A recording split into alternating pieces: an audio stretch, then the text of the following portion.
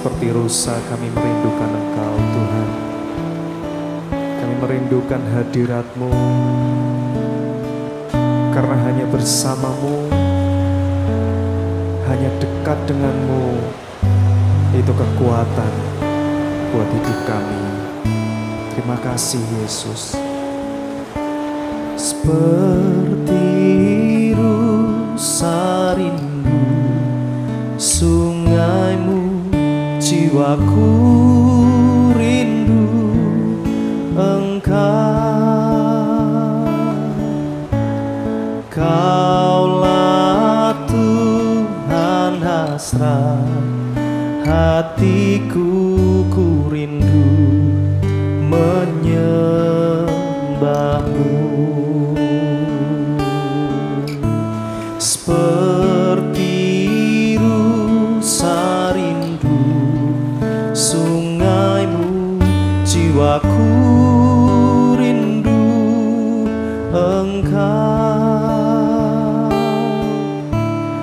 Kaulah Tuhan hasrat hatiku, ku rindu menyembah-Mu.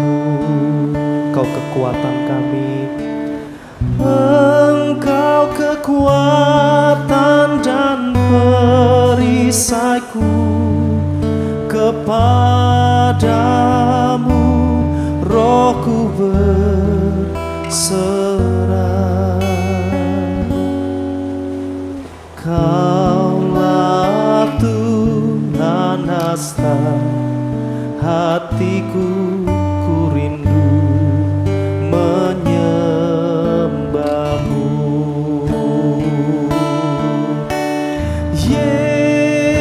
Yesus, Yesus, Kau berarti bagiku. Oh Yesus, Yesus, Kau segalanya bagiku. Oh Yesus, Yesus, Kau berarti bagiku. Oh Yesus, Yesus, Kau segalanya bagiku.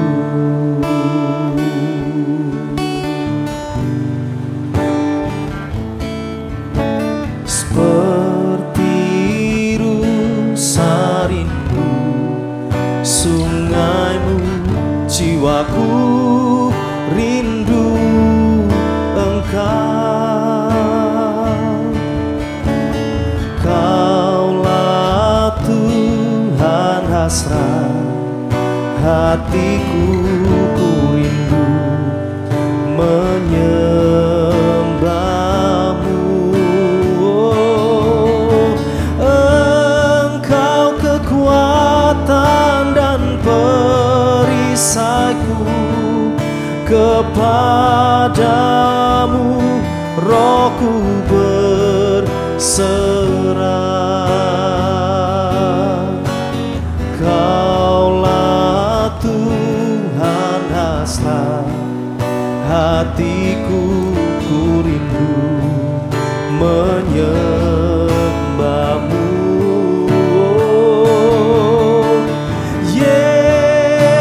Yesus, Yesus, Kau berarti bagiku.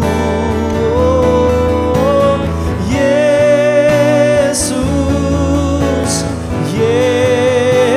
Yesus, Kau segalanya bagiku. Yesus, Yesus, Kau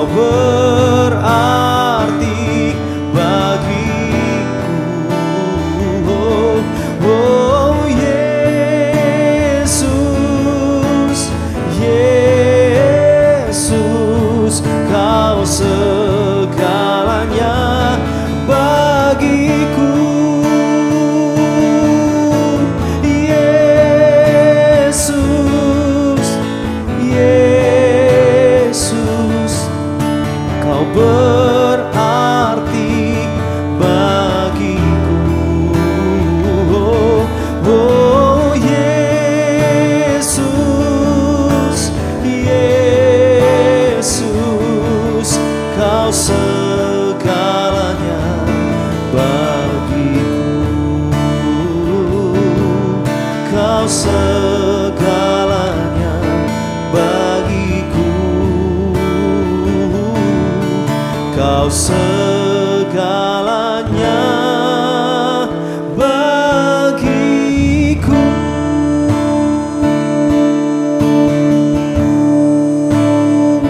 Oh, Kau segalanya, Engkau segalanya, kami sembah,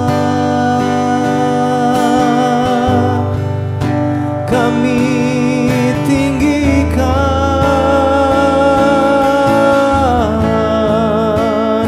Engkau segalanya. Hanya kepadamu kami menyembah, hanya Kau Tuhan, segala pujian ku naikkan di hadapan-Mu.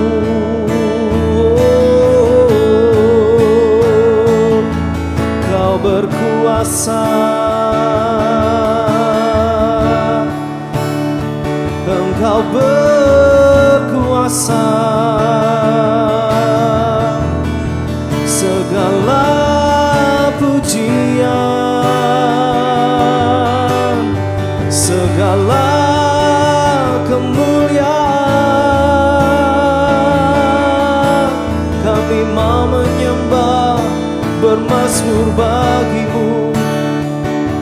Dimanapun kami ada, Kau selalu ada.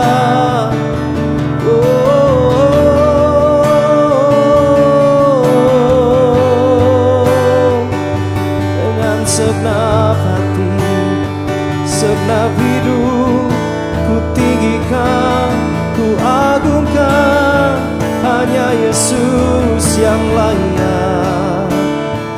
Kau yang layak, Kau yang layak. Haleluya, haleluya, haleluya, haleluya.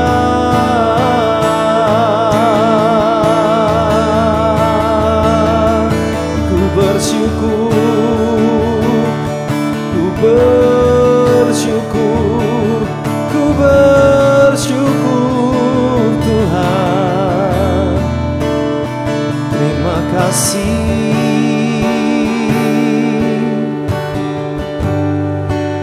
terima kasih Tuhan. Terima kasih buat hadirat-Mu Tuhan. Kami mengagumi betapa besarnya Engkau Tuhan. Megah perbuatan-Mu, tidak ada satupun yang mampu menandingi Engkau. Terima kasih Tuhan, terima kasih. Jadi kerinduan kami rindu lebih baik satu hari di pelataran Tuhan daripada kami 1000 hari di tempat lain. Ini jadi kerinduan kami yang paling dalam, untuk kami terus tinggal di hadirat Tuhan. Terima kasih Yesus, terima kasih. Terima kasih Tuhan.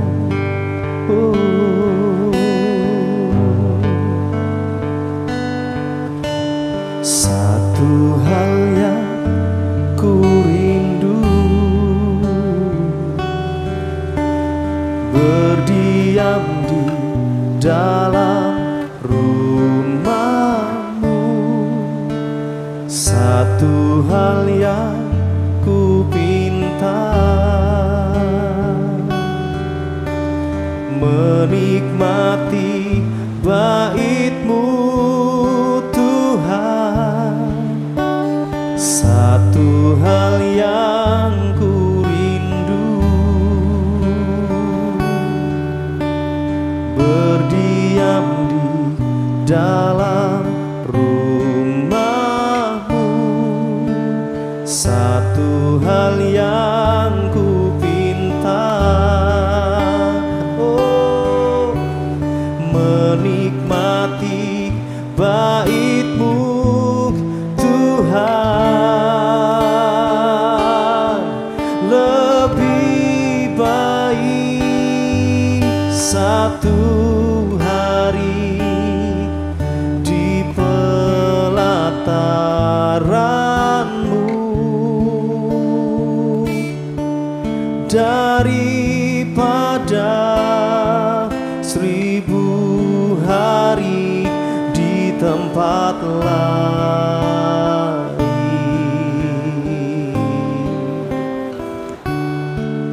Memuji-Mu, menyembah-Mu, Kau Allah yang hidup,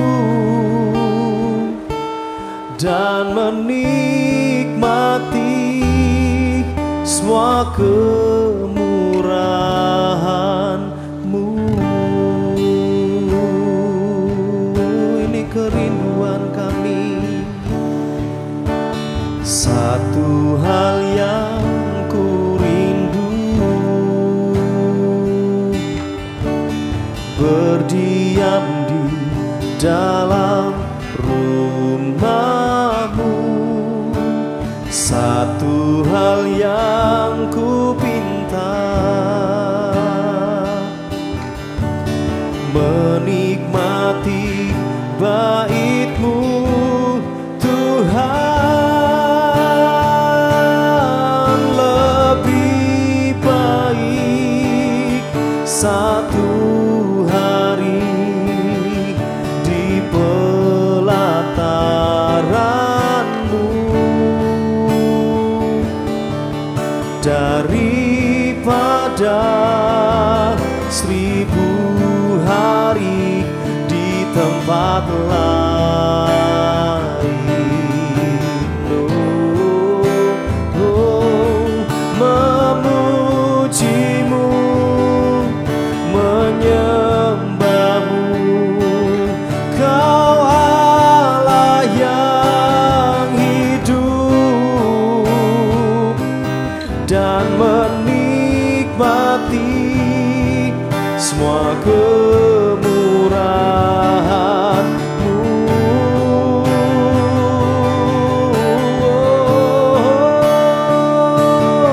Lebih baik satu hari di pelataran-Mu daripada 1000 hari di tempat lain.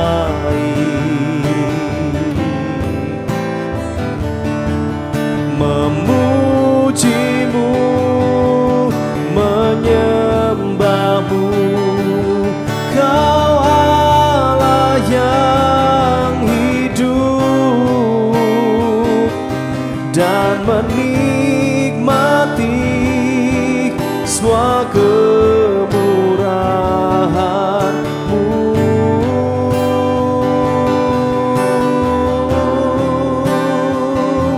Dan menikmati semua kemurahan-Mu.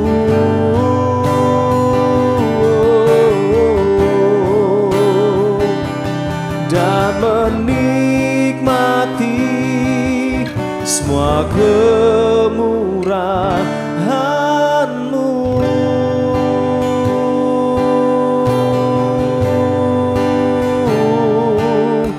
Ku rindu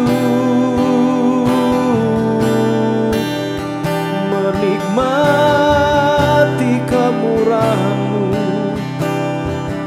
Ku rindu Tuhan, oh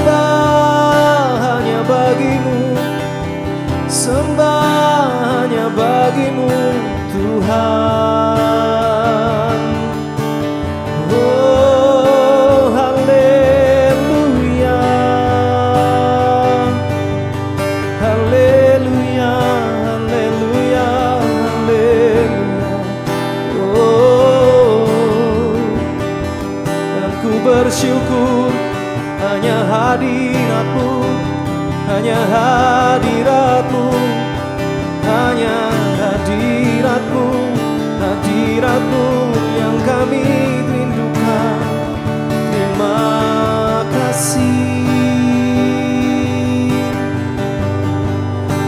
terima kasih. Oh, terima kasih.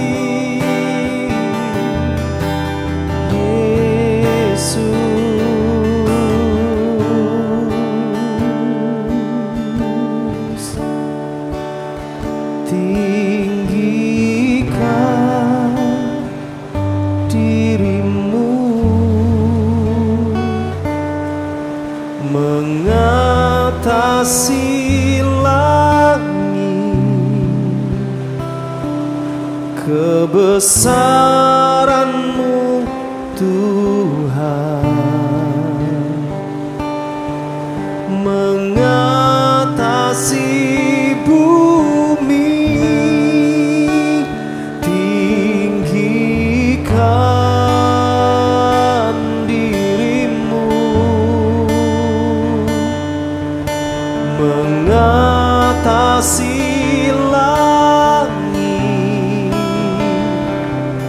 kemuliaan-Mu Tuhan mengatasi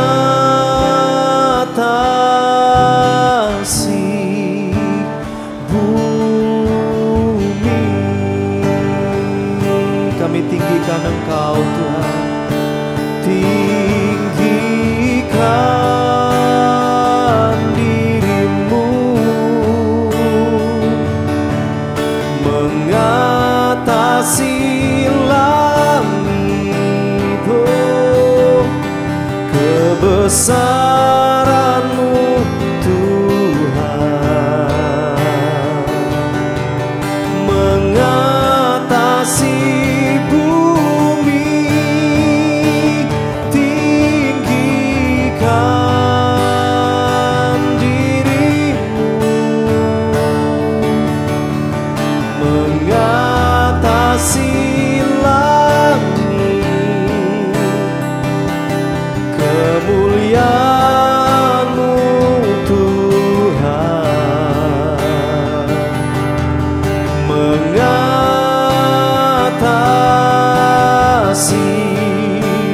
bumi. Oh, tinggikan dirimu mengatasi langit, kebesaran-Mu Tuhan mengatasi bumi. Tinggikan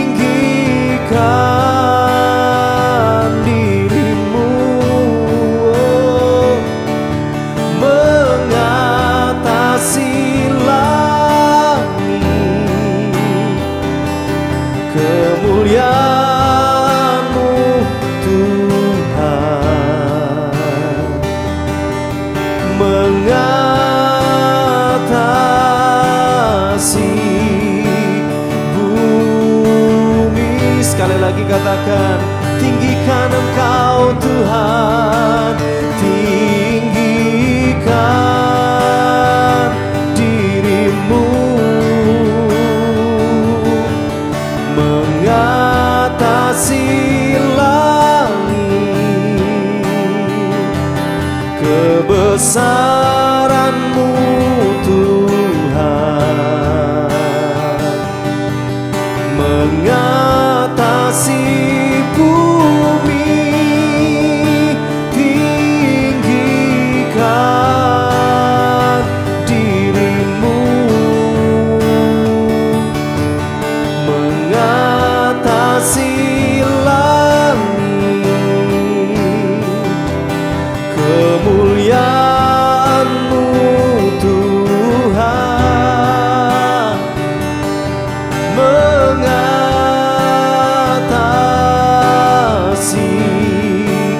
bumi.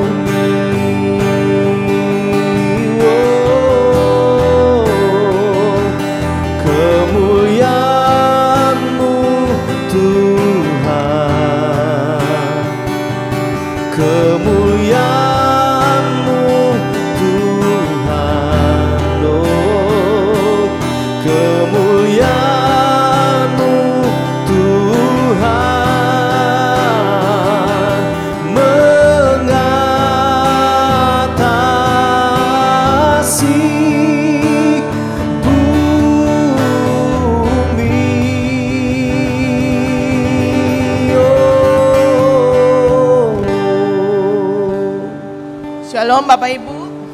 Kita belajar sama-sama ya Bapak Ibu. Saya ingin sharing tentang perjalanan menghancurkan tembok Bapak Ibu ya.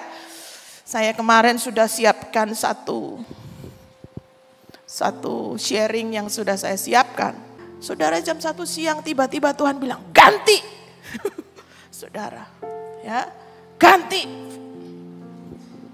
Saya mau bicara tentang perjalanan menghancurkan tembok. Akhirnya jam 1 siang saya ketik-ketik lagi saudara sampai keteteran karena ibadah sore harus disiapkan. PPT saya yang sudah siap itu Tuhan bilang ganti. Ya, perjalanan dengan Tuhan itu seperti itu Bapak Ibu. Hamba itu hanya bisa taat. Amin. Saudara, kalau berbicara tentang tembok, apa yang ada dalam benak saudara? Dalam benak kita tembok atau benteng itu sudah terkenal tentang tembok Yeriko, benteng Yeriko, saudara. Ya, benteng tembok itu bukan dinding, saudara. Kalau dinding ini tipis, tingginya tidak seberapa. Tapi namanya benteng, itu tebal, tinggi, panjang, lebar, saudara. Ya, itu yang ada di tembok Yeriko. Hari ini saya tidak sharing tentang bagaimana tembok Yeriko itu runtuh. Tapi kita mau belajar dari satu perjalanan Yosua, bagaimana Tuhan ajari dia bagaimana menghancurkan tembok.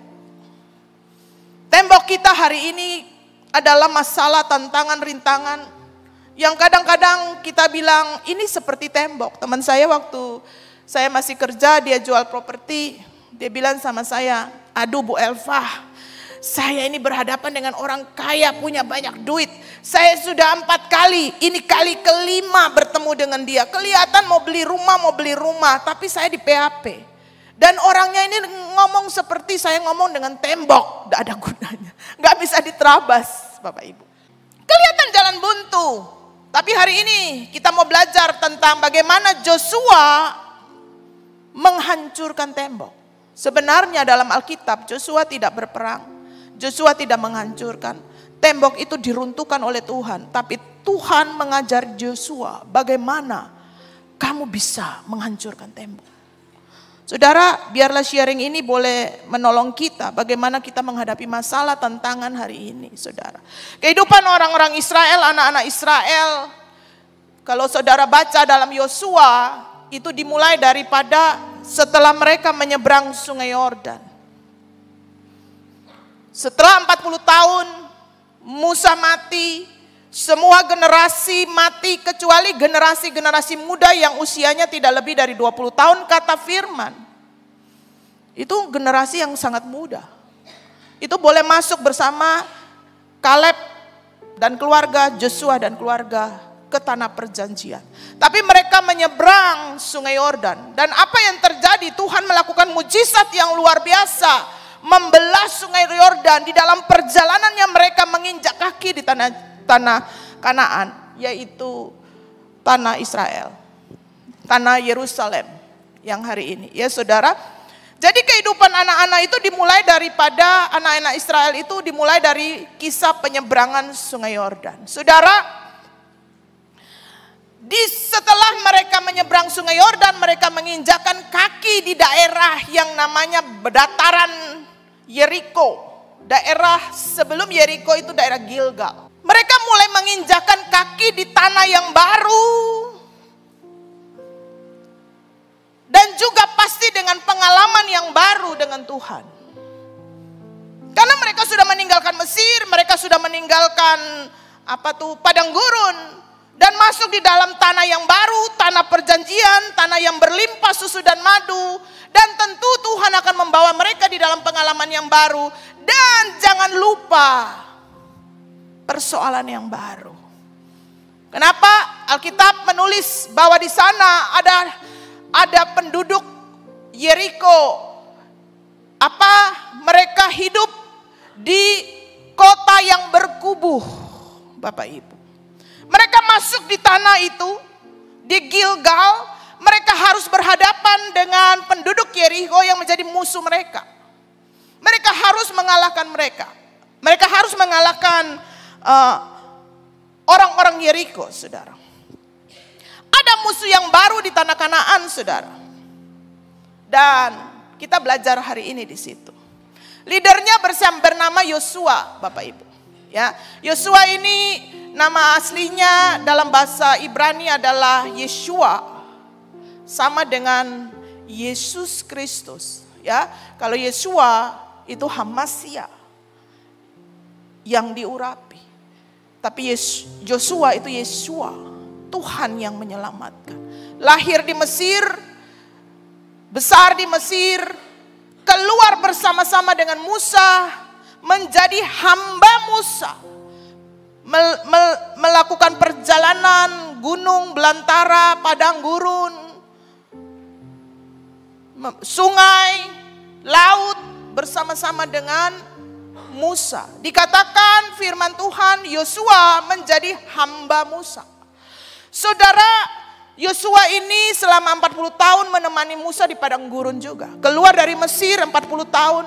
Jadi dia hidup di dalam satu era yang berbeda hari ini kalau dia sudah menyeberang sungai Yordan tanpa Musa. Dia menjadi abdi Musa. Apa yang Musa mau itu disiapin sama Yosua. Dia menjadi orang yang kedua, saudara. Tapi perhatikan baik bahwa pengalaman Yosua pada waktu lalu, 40 tahun di padang gurun, tidak pernah punya pengalaman berperang dengan senjata. Peperangan persenjataan tidak pernah, saudara. Mereka dihadapi dengan masalah-masalah manusia di padang gurun. Bangsa Israel yang di training Tuhan, banyak komplainnya, banyak masalahnya, sampai dengan banyak menggerutunya. Saudara, Yosua tidak pernah di training Tuhan dengan peperangan persenjataan. Tapi hari ini ketika dia masuk di era yang baru, sekarang ini ketika Musa sudah mati, dia masuk di era yang baru. Dia menjadi pemimpin utama, menjadi jenderal Yosua. Saudara, tidak mudah bagi Yosua memimpin satu bangsa masuk di dalam peperangan besar. Faktanya adalah begini, saudara. Pasukan Yosua yang Yosua bawa semuanya orang-orang muda. Ya toh? Yang tua-tua itu mati semua. Di atas 20 tahun mati semua. Musa mati. Dia dengan orang-orang Israel itu remaja-remaja. Maksimum 20 tahun. Dan yang melahirkan anak-anak kecil. Ini satu pasukan besar yang menyeberang sungai Yordan. Apa yang mereka bawa? Bukan perlengkapan perang, saudara. Mereka pasti bawa kambing dombanya, pakaiannya, juga perlengkapan kemahnya mereka. Ini pasukan Yosua. Tapi mereka harus masuk di dalam satu pertempuran besar, yaitu mereka harus mengalahkan orang-orang di Yeriko. Ini penduduk dengan kota yang berkubu, saudara. Sesuatu yang ada di dalam benteng, mereka pasti punya persiapan. Mereka membuat benteng itu karena mereka sudah terbiasa berperang. Mereka bukan perlindungan yang kuat, benteng tebal, dinding yang tebal, tinggi, panjang, dan lebar, saudara. Secara kekuatan militer, Joshua itu jauh. Ini sipil semua, anak-anak lagi, remaja lagi. Ya, saudara. Tapi mereka punya kekuatan yang besar. Kekuatannya apa? Mereka hidup, punya ketakutan yang besar sama Tuhan. Apa buktinya? Ketika mereka menginjakan kaki di Gilgal, Joshua mengutus 2 pengintai yang ditolong oleh Rahab di firman Tuhan. Rahab itu berkata begini, Rahab itu orang Kanaan yang tinggal di dekat Yeriko. Dia bilang begini, aku tahu penduduk kami ikut takut sama kalian. Takut sama orang-orang Israel. Kenapa?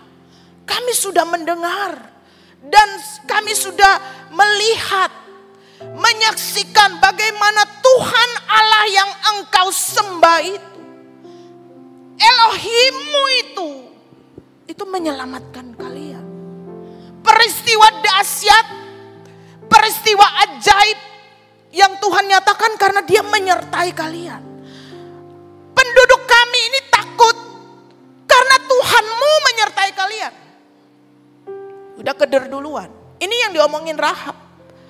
Makanya ketika Raja Kanaan mendengar ada 2 pengintai dari orang Israel masuk di tanah Kanaan di dekat Yeriko, Raja kirim orang untuk bunuh mereka.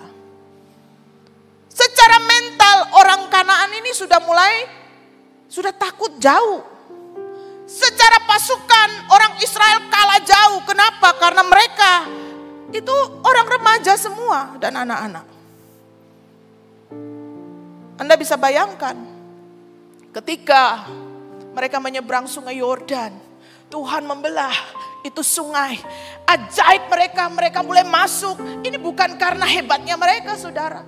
Jenderal Joshua pimpin mereka. Mereka dengan sukacita, kami hebat, kami mulai masuk, kami berhadapan dengan tembok Yeriko. Ini semangat mereka berapi-api. Sudah Joshua hajar, buktinya kami bisa menyeberang sungai Yordan. Dengan ajaib, Tuhan pasti lakukan ajaib. Ayo Joshua kita hajar, ini semangat orang muda tuh. Kalah belakangan. Ya toh? Anak-anak muda begitu. Tapi ternyata Tuhan bilang ini, tunggu. Kamu mau bertempur besar. Wait, tunggu dulu. Ada hal yang harus kamu lakukan.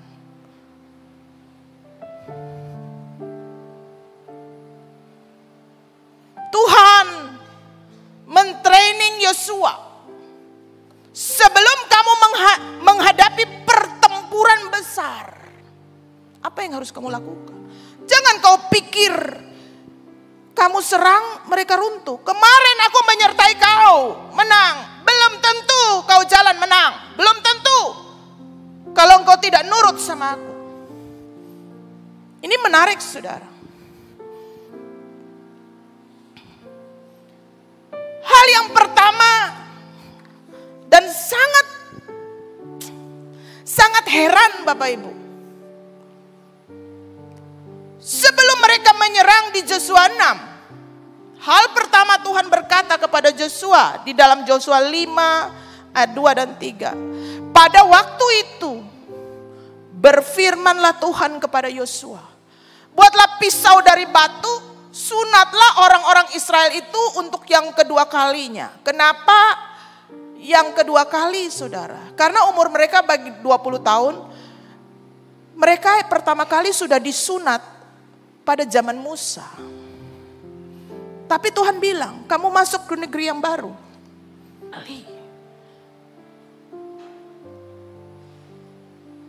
Bukan hanya yang sudah sunat, yang belum sunat suruh sunat. Semua disuruh sunat. Lalu Yosua membuat pisau dari batu, disunatnya lah orang Israel itu di bukit kulit katan. Saya tidak tahu bukit kulit katan di mana, saudara. Saya pernah pergi Israel tapi saya tidak tahu.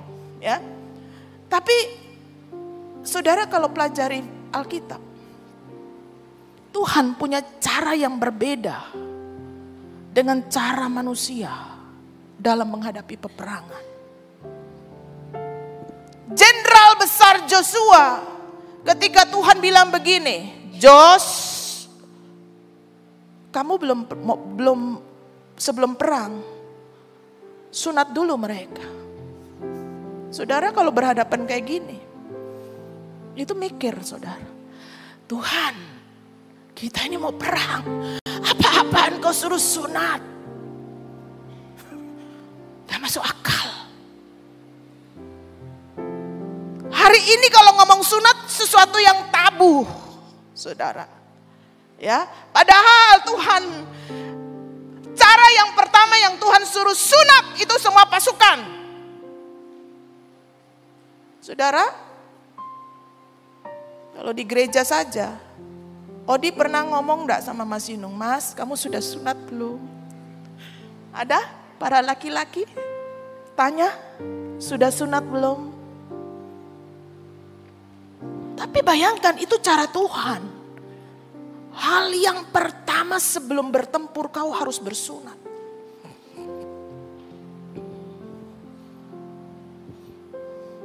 Joshua harus meyakinkan semua pasukan laki-laki. Bayangkan dah. Joshua, jenderal kami yang terhormat, apa-apaan ini kami mau bertempur, kau suruh kita sunat. Anda bisa bayangkan? Dia harus yakinkan semua laki-laki harus bersunat.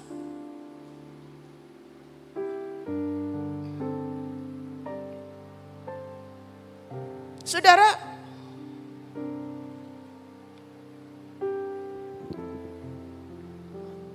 kenapa Tuhan bawa Yosua untuk bersunat? Itu jadi pertanyaan. Ternyata pada waktu zaman Joshua, sunat itu bukan isu yang baru.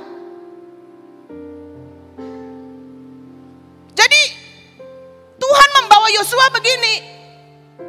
Joshua, kamu tak bawa kembali ke perjanjian awal dengan Abraham. Persoalan sunat adalah bagian daripada covenant yang Tuhan buat dengan Abraham. Joshua bukan mendapatkan satu perintah yang baru, atau suara Tuhan yang baru, atau mimpi yang baru. Tiba-tiba suruh bersunat, enggak. Tuhan bawa dia kembali ke zaman bapak moyangnya, Abraham. Jos, ingat kau, kembali ke zaman Abraham. Saudara, berapa banyak dari kita selalu berdoa begini, Tuhan tolong bicara sama saya. Apa yang Tuhan mau? Tapi banyak hal Tuhan tidak bicara sama engkau. Tuhan bilang back to Bible. Kembali kepada firman. Kembali kepada Alkitab. Sebab suara dan kehendakku ada di sana. Benar bukan? Ini yang dialami Yosua. Yosua dibawa kembali ke perjanjian awal. Covenant yang awal dengan Abraham. Saudara, sunat kalau saudara baca di dalam Kejadian 17 ayat 10. Ketika Tuhan berjanji memberkati Abraham, aku akan memberkati engkau dan keturunanmu. Engkau akan menjadi orang yang besar. Keturunanmu akan menjadi bangsa yang besar. Aku akan memberkati engkau berlimpah-limpah. Tidak hanya itu, aku memberikan engkau tanah yang berlimpah susu dan madu. Keturunanmu akan diberkati. Tapi setelah itu Tuhan berkata begini, karena itu sunatlah dirimu. Abraham itu disunat umur berapa Bapak Ibu? 90 tahun loh. Ketika dia mulai menerima suatu perjanjian dengan Tuhan, Tuhan bilang, sebagai tanda kau harus bersunat. Semua laki-laki anak yang baru lahir pada hari yang ke-8 kau harus bawa untuk bersunat. Saudara, jadi apa saudara? Sunat itu adalah satu tanda, simbol bahwa engkau mengikatkan diri kepada Tuhan. Tuhan berjanji memberkatimu, Tuhan berjanji menyertaimu, tapi Tuhan bilang, mari engkau buat simbol tanda bahwa engkau mengikat diri dengan aku. Nuh, ketika Tuhan dia keluar dari Batra, Tuhan kasih tanda pelangi. Aku berjanji kepadamu tidak musnahkan bumi dengan air bah. Tandanya apa? Pelangi. Tuhan menggunakan simbol bahwa apa? Aku mengikatkan diri dengan engkau. Engkau mengikatkan diri ada di dalam perjanjianku. Demikian juga pada zaman perjanjian baru. Perjanjian baru tandanya itu jelas bukan sunat lagi, tapi Tuhan bilang tandanya adalah baptisan. Engkau yang dibaptis, apa simbolnya? Baptisan air itu menunjukkan bahwa engkau terikat perjanjian dengan Tuhan. Joshua bisa saja bilang, aduh Tuhan, susah Tuhan. Apa? Sunat segini banyak orang laki-laki. Kita ini mau perang loh Tuhan. Iya kalau ada infeksinya, iya kalau ada sembuhnya langsung gitu. Sudah, saya kan jenderal kasih surat saja. Tuhan bilang enggak, potong.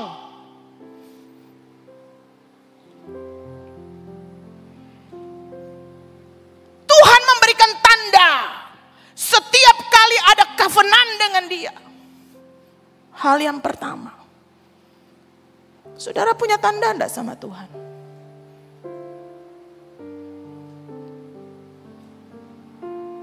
Sunat itu artinya apa, saudara?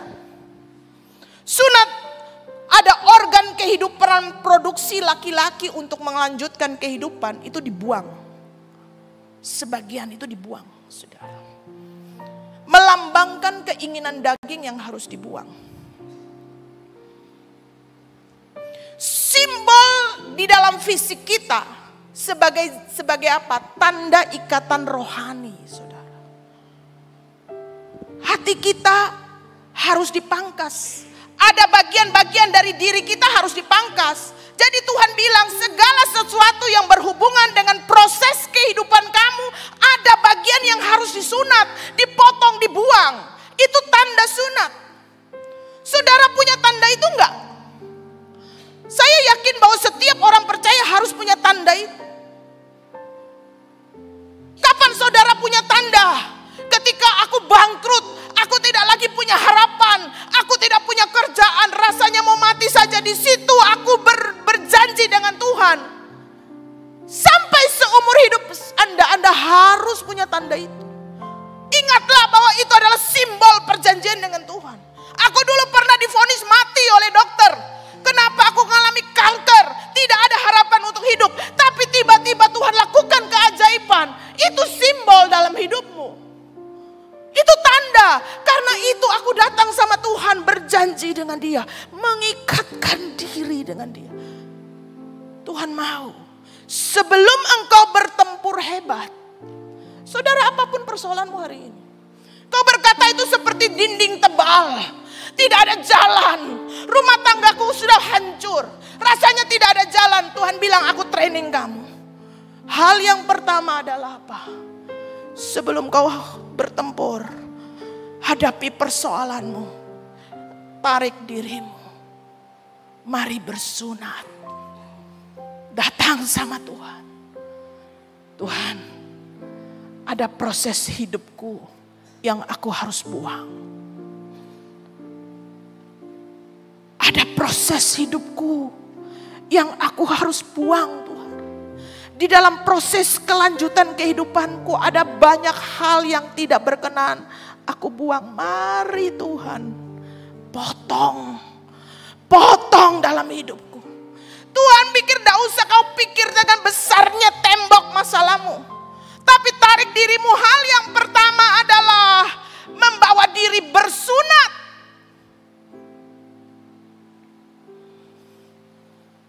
Amin, saudara.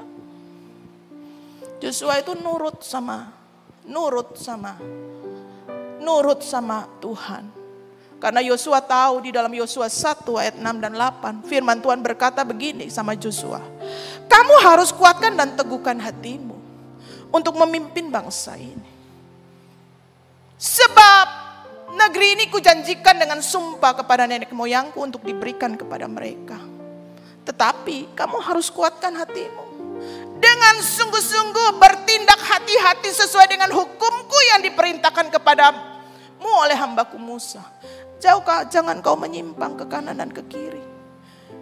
Supaya engkau beruntung kemanapun engkau pergi. Jangan engkau lupa perkatakan kitab Taurat ini, tapi renungkan siang dan malam. Supaya engkau bertindak hati-hati dengan segala yang tertulis di dalamnya. Sebab dengan demikian perjalananmu akan berhasil dan beruntung.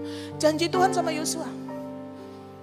Apapun tembok masalah yang kau hadapi, kamu akan tetap berhasil dan beruntung. Tapi Tuhan bilang, kau harus taat. Aku bilang apa, aku perintahkan apa, kau harus taat. Joshua, kesuksesanmu dan keberhasilanmu tergantung daripada ketaatanmu. Makanya Joshua itu gak ragu sama Tuhan. Dah heran. Dia begitu militan ketika dia masuk dalam tanah Kanaan. Musa mati di padang gurun. Karena Joshua dan Kaleb. Kenapa? Dia yakin bahwa ketaatannya kepada Tuhan. Ketika Tuhan bilang, mundur Jos, mundur Wir. Kalau kamu mau perang, mundur. Berlutut. Sunat dirimu. Ajak semua orang Israel introspeksi diri, sunat bagian-bagian yang tidak berkenan di hadapan Tuhan. Saudara, Mazmur Daud berkata, sesungguhnya dalam kesalahanku aku diperanakan. Saudara, manusia ini bukan saja kecenderungan kita berbuat dosa di dalam hidup. Sejak dalam kandungan ibu kita mengandung karena dosa. Ada dosa yang dibawa, makanya hari ini banyak dosa-dosa keturunan. Kenapa ada genetika? Kakek, nenek, cicit, moyang kita. Mungkin ada orang-orang penyembah berhala, mengikat perjanjian di luar Tuhan, di mana engkau nggak tahu dan engkau dikandung, engkau menanggung segala kutuk generasi. Hari ini ada. Karena itu Tuhan bilang apa? Sunatlah hatimu dan jangan lagi kamu tegar tengkuk. Saudara, hadapi pertempuran kita yang pertama adalah harus bersunat. Rendahkan diri, jangan tegar tengkuk. Potong bagian-bagian dari kehidupan yang Tuhan tidak mau.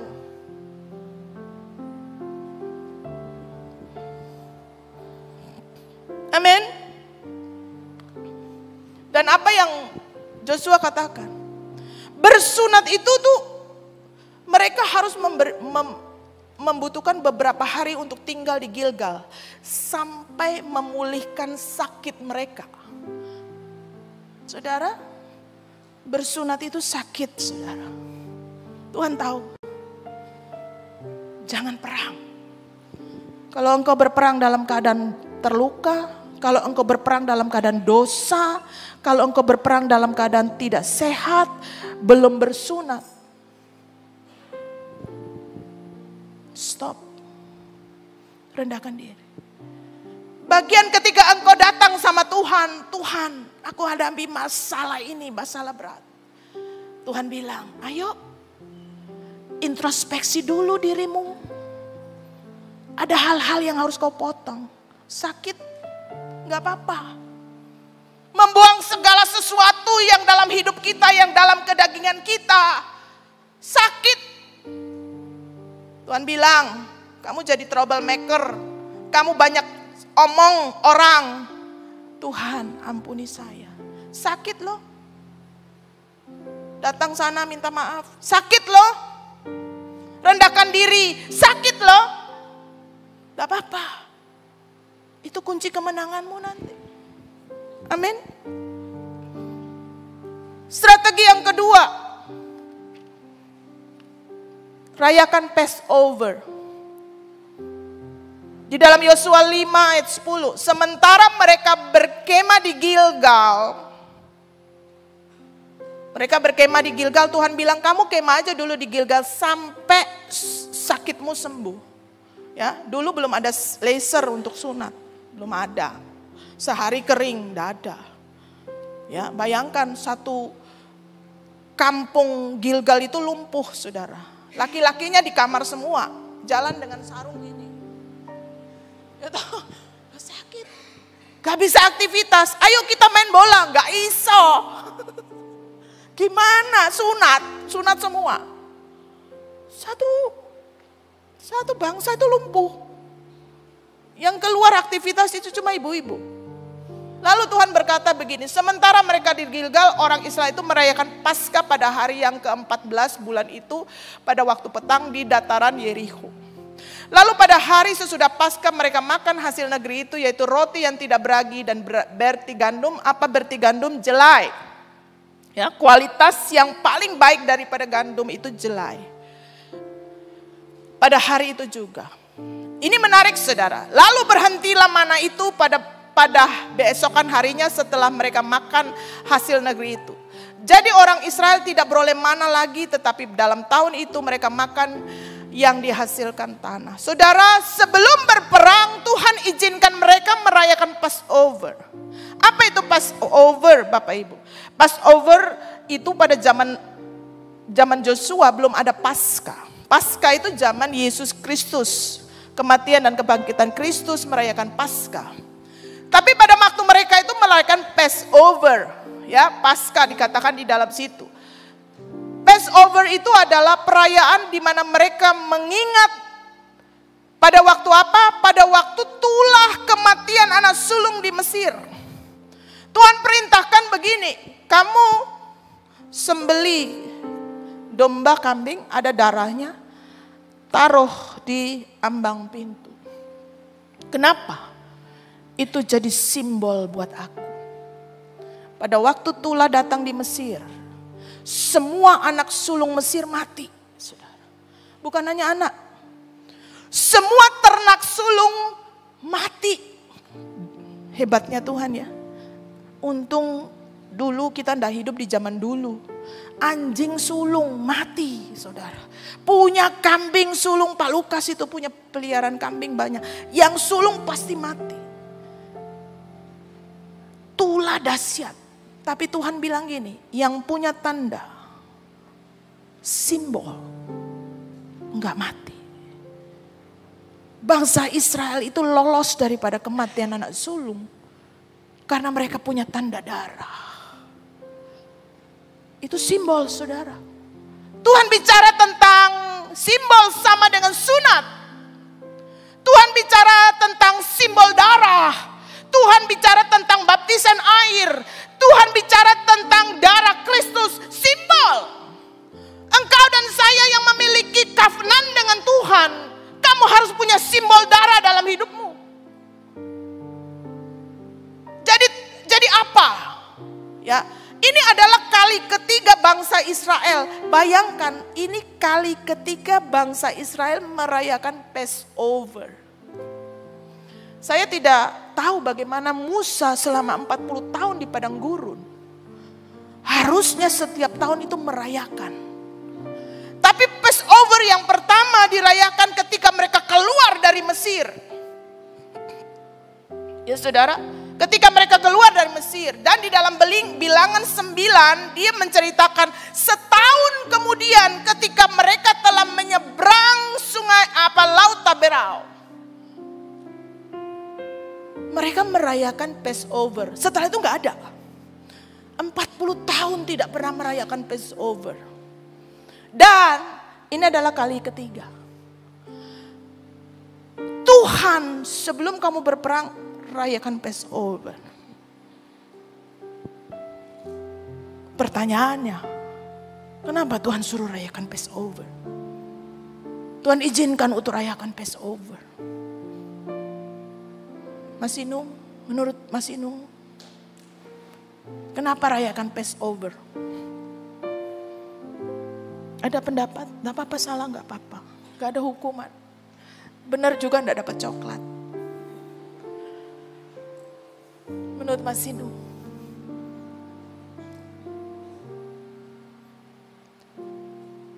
Tuhan izinkan mereka merayakan Passover untuk apa? Ingat, ini Passover itu memperingati bagaimana mereka diselamatkan dari Mesir. Bangsa Israel ini banyak lupanya. Saudara, 40 tahun di padang gurun tidak ada rayakan Passover. Padahal Tuhan menyelamatkan mereka dengan dahsyat. Perbuatannya ajaib, meloloskan mereka dari maut, keluarkan mereka dari Mesir. Makanya gak heran Tuhan itu bicara berkali-kali. Apakah engkau tidak mengingat perbuatanku kepada nenek moyangmu yang mengeluarkan engkau dari Mesir? Ternyata bangsa Israel ini banyak lupa.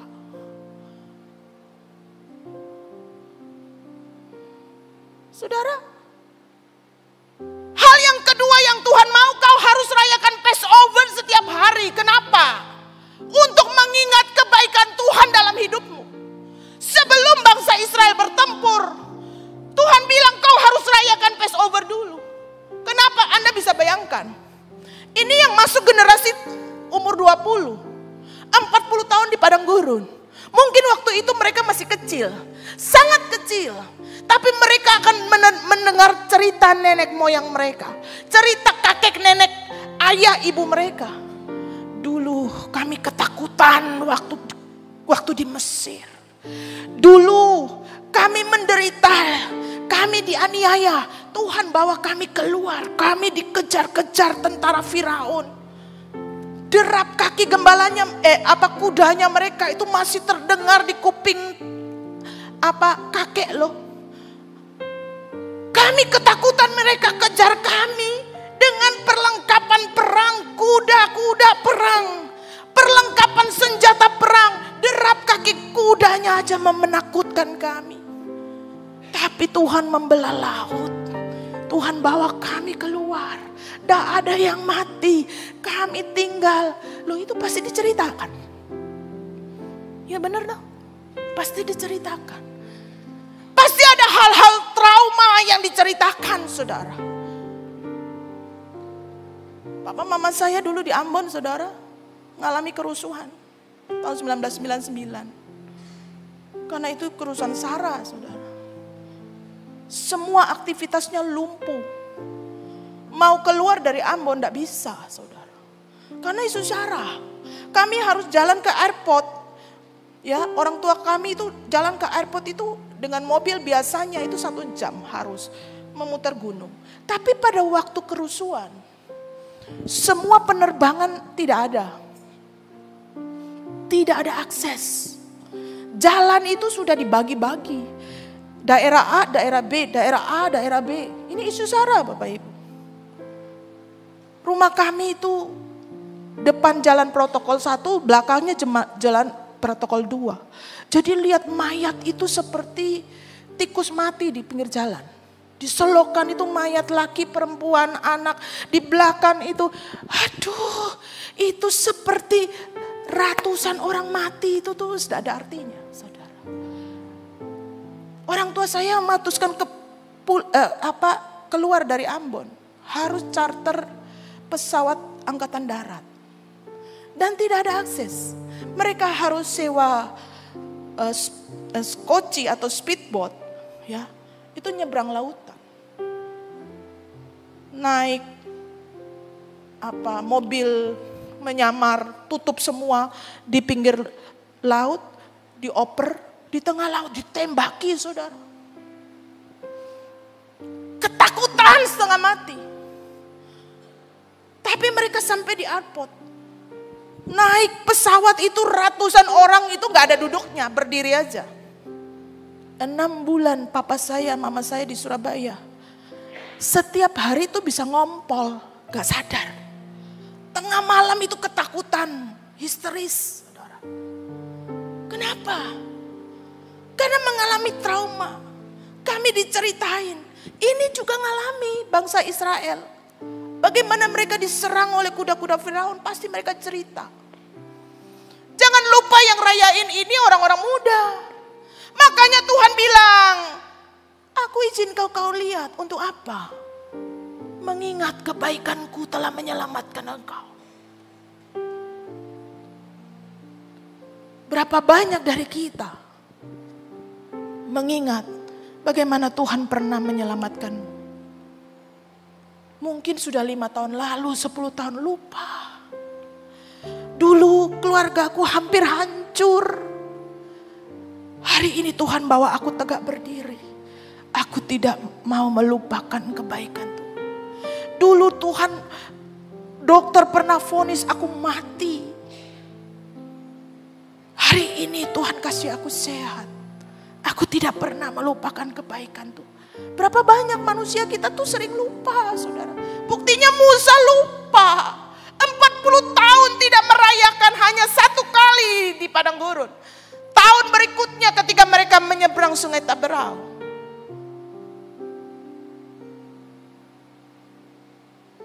Hal yang kedua, Tuhan ajarkan kita. Kau mau bertempur menghadapi persoalanmu sebesar benteng tembok. Hal yang kedua, ingatlah bahwa aku menyertaimu, pernah menyertaimu. Ingatlah seluruh kebaikanku supaya apa? Kau punya iman bangkit, pengharapan bangkit, dan berharap hanya kepadaku, maka aku akan memberikan kemenangan kepadamu. Amin.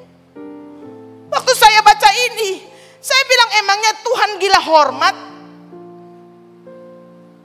Selalu mau kita mengingat kebaikan Dia? Enggak, saudara. Tuhan dah gila hormat. Kalau kita lupa, kita bisa kembali ke Mesir. Kalau kita lupa, kita bisa kembali kepada kehidupan kita yang lama. Kita lupa bagaimana Tuhan menyolong kita. Bagaimana Tuhan menyembuhkan kita. Karena Tuhan menyembuhkan saya dengan ajaib. Tuhan menyelamatkan hidup saya. Saya punya covenant dengan Dia. Perjanjian bahwa aku ikut Tuhan sampai akhir. Kita lupa, balik lagi. Amin, saudara. Hal yang kedua, jangan lupakan kebaikan Tuhan. Rayakan Passover setiap hari. Kamu akan punya iman yang teguh. Ya, hadapi pertempuranmu. Kalau 1000 langkah yang lalu Tuhan menyertai aku. Tuhan pernah lakukan mujizat. Tuhan lakukan pertolongan di luar kemampuanku. Tembok ini pun aku bisa lalui. Itu yang Tuhan mau ajarin. Amin. Yang terakhir, Tuhan jadi panglima. Ini sangat menarik, saudara. Ketika Yosua dekat Yeriko, ia melayangkan pandangannya. Dilihatlah seorang laki-laki berdiri di depannya dengan pedang terhunus di tangannya. Yosua mendekati dan bertanya kepada, kawankah atau lawan? Kamu ini siapa? Kalau kamu nanti jadi lawanku, kamu pulang aja. Pergi saja, nanti kita bertempur. Kamu kawan gak? Ternyata jawab orang itu, bukan. Tapilah akulah panglima bala tentara Tuhan. Sekarang aku datang. Lalu sujudlah Yosua dengan mukanya ke tanah, menyembah dan berkata kepadanya, apa yang akan dikatakan Tuanku kepada hambaku? Dan panglima bala tentara Tuhan itu berkata kepada Yosua, tanggalkanlah kasutmu dari kakimu, sebab tempat engkau berdiri itu kudus. Dan Yosua berbuat demikian. Saudara, yang datang sebelum Yosua bertempur itu bukan malaikat. Sebab dia berkata, akulah panglima bala tentara Tuhan. Dia berkata begini, tanggalkan kasutmu. Sebab yang kau bicara ini tempatnya kudus. Saudara ingat ketika Tuhan menampakkan diri kepada Musa? Tuhan berkata, tanggalkan kasutmu. Sebab tempat ini kudus. Identitas Tuhan adalah holy. Holy. Holy. Saudara, Tuhan datang sendiri melawat Yosua. Akulah panglima bala tentara Tuhan.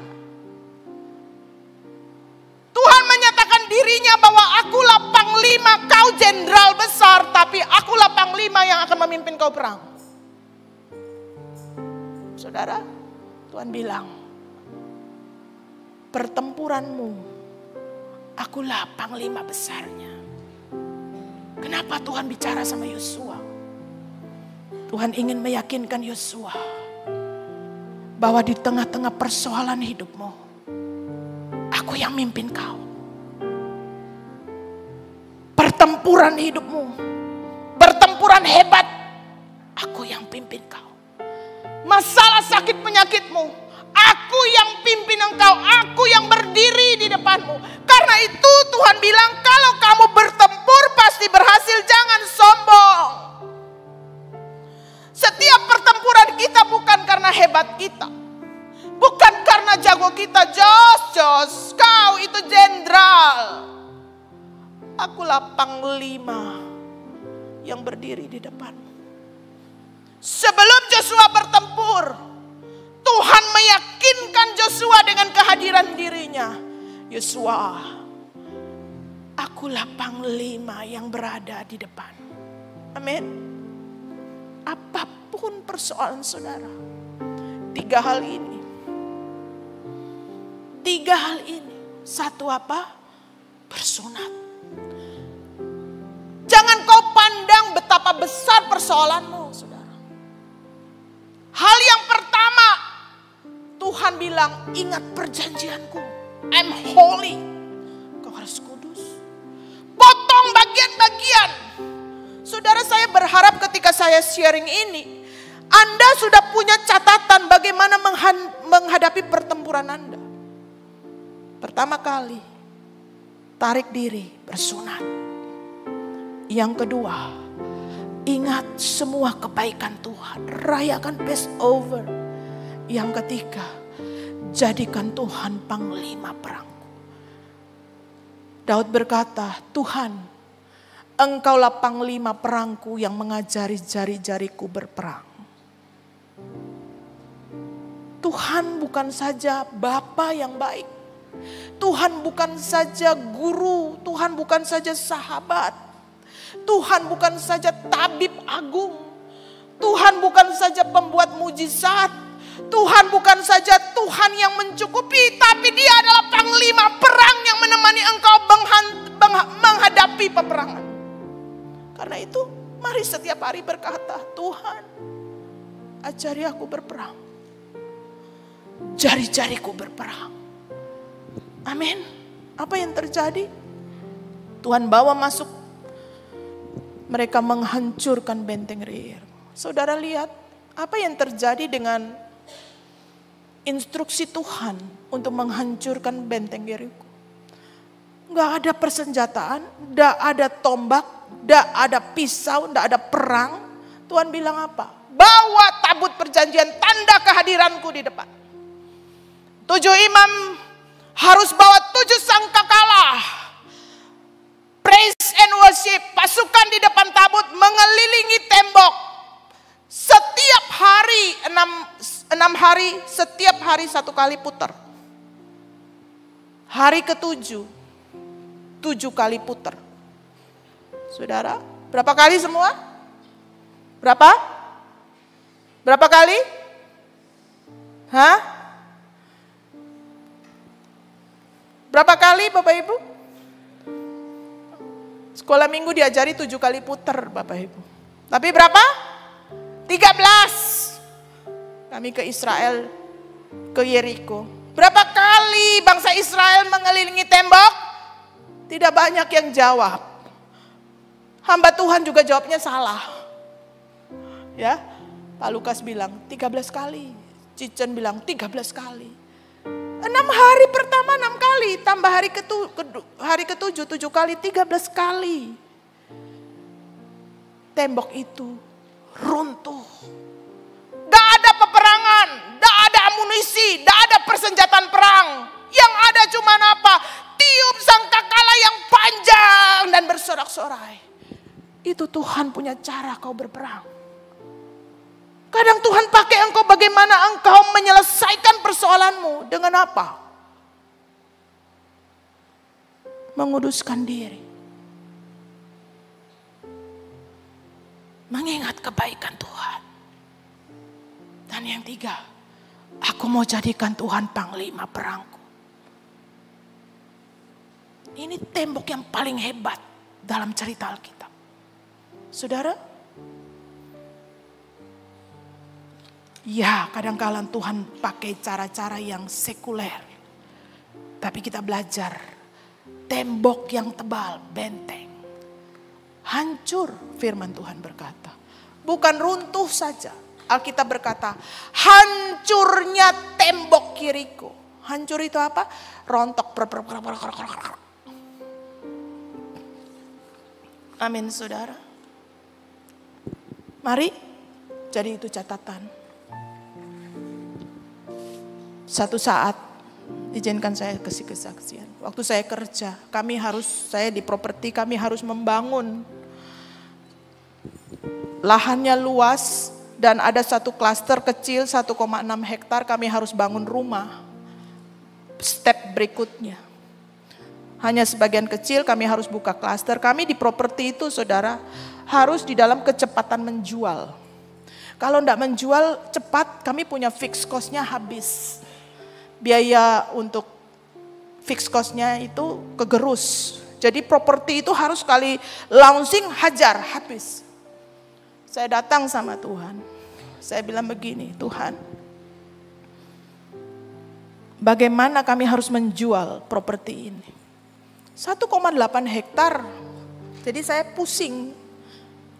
Tuhan bilang gini, kumpulkan pasukanmu.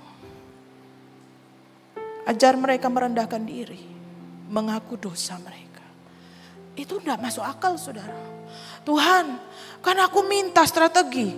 Biasa strategi properti itu buat flyer, buat brosur, pameran di mall-mall. Ya, kita biasa lihat. Untuk jual properti loh Tuhan. Bukan jual beras, bukan jual sepatu. Tuhan bilang gini, kumpulkan 13 orang karyawan, anak buahmu yang inti semua, kumpulkan. Bereskan. Kami praise and worship, saudara. Di tengah-tengah praise and worship, Tuhan mulai melawat kami. Dosa satu-satu itu mulai dibongkar sama Tuhan. Teman saya berkata, Bu, saya mau mengaku dosa. Suami saya selingkuh. Dia selingkuh dengan teman saya. Saya tidak terima, saya juga selingkuh. Hari ini saya sudah masukin proses perceraian. Aku meminta ampun sama Tuhan. Aku tidak benar. Aku harus bersunat. Aku harus sunat hati. Tuhan, kalau suamiku salah, ampuni saya. Aku lebih dulu minta maaf. Ada yang satu berteriak, Bu, saya mengaku dosa di semua orang. Karena aku sudah punya anak. Anak saya tinggalkan kepada orang tua saya. Sebab anak yang dilahirkan itu adalah MBA by accident. Anak saya tidak pernah mengakui saya papa. Saya tidak pernah mengakui anak saya anak. Tapi saya tiap hari titipkan di rumah orang tua saya. Dan orang tua saya itu menganggap dia adalah anaknya. Hari ini saya mau pulang. Saya mau bereskan dengan anakku. Bahwa aku mengaku akulah papamu. Engkaulah anakku. Ada satu lagi berkata, Bu, setiap hari saya di kantor membuka video porno. Setiap hari saya kejerat dengan ikatan-ikatan porno. Saya meminta Tuhan bebaskan saya. Saudara, itu 13 orang mengeluarkan semua dosa mereka. Mengaku dosa itu bukan hal yang lemah. Apa yang terjadi? Tuhan bilang, sudah puasa 7 hari. 1 hari kelilingi tembok Yeriko. Hari kedua kelilingi tembok Yeriko. Jadi apa yang saya bawa, saudara? Ya, teman-teman saya bilang, ayo kita puasa besok pagi jam 8. Begitu masuk kantor, kita kelilingi klaster yang akan kita bangun. Bawa gitar, bawa trompet, kita kelilingi, saudara. Itu sampai orang pikir kita ini wong gendeng, Bapak Ibu. Iya toh, di lahan banyak orang, banyak pekerja, banyak tukang-tukang, banyak penduduknya. Iki apa sih Bu Elva ini ngaco yo. Bawa temennya itu keliling 1,6 hektar, bawa gitar, bawa itu nyanyi. Wes, hari ketiga lakukan begitu, hari keempat lakukan gitu, sampai hari ketujuh kita putar 7 kali. Teler semua 1,6 hektar jalan 7 kali, Bapak Ibu. Setelah itu hujan deras datang. Setelah habis selesai praise and worship 7 kali hujan deras datang, saudara. Anda tahu, besok paginya tanpa brosur, tanpa pameran, Tuhan kirim pembeli datang. Dalam waktu 2 bulan kami menjual 158 rumah kayak kacang goreng.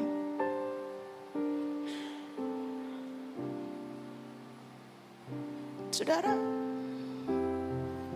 saya bukan saksikan ini supaya Anda lakukan yang sama, enggak, itu kesaksian saya. Saya mau buktikan kepada Anda, pertempuran itu Tuhan bisa pakai cara apa yang Tuhan mau. Bereskan diri, rayakan kebaikan Tuhan. Jadikan Tuhan panglima perang. Sampai teman-teman saya telepon saya. Elva, kowe ancene wedok gendeng. Ya toh, dulu belum pelayanan Bapak Ibu. Karena mereka di luar nalar. Pameran properti bisa jual, orang jual properti pameran kok kue kok kelilingi jalan sambil nyanyi-nyanyi. Aku yang jene wedok gendeng. Aku bilang aku tidak peduli. Aku gendeng buat Tuhan rapopo.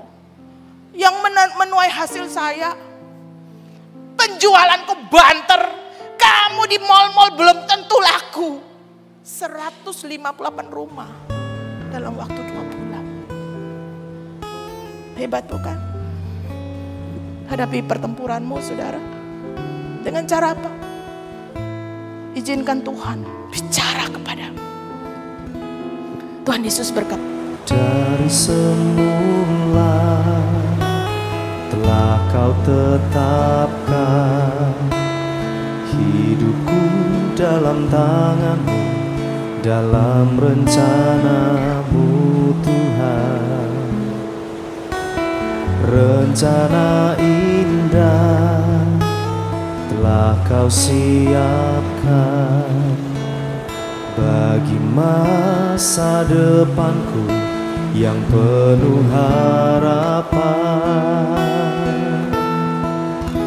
Semua baik, semua baik, apa yang telah kau perbuat di dalam hidupku.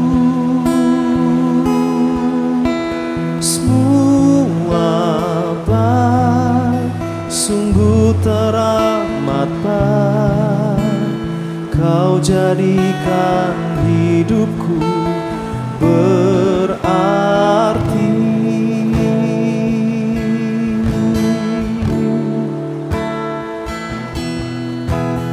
Dari semula telah kau tetapkan hidupku dalam tangan-Mu, dalam rencana-Mu Tuhan.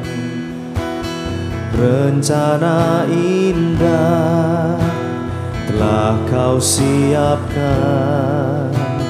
bagi masa depanku yang penuh harapan. Semua baik, semua baik, apa yang telah kau perbuat di dalam hidupku. Semua baik, sungguh teramat baik, kau jadikan hidupku berarti.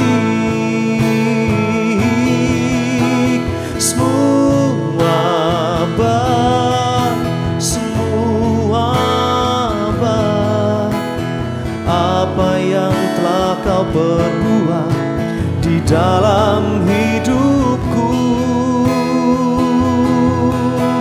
Semua baik, sungguh teramat baik, kau jadikan hidupku berarti. Oh, semua baik, semua baik, apa yang telah kau perbuat di dalam hidupku. Semua baik, sungguh teramat baik, kau jadikan hidupku berarti. Kau jadikan hidupku berarti, kau jadikan hidupku berarti.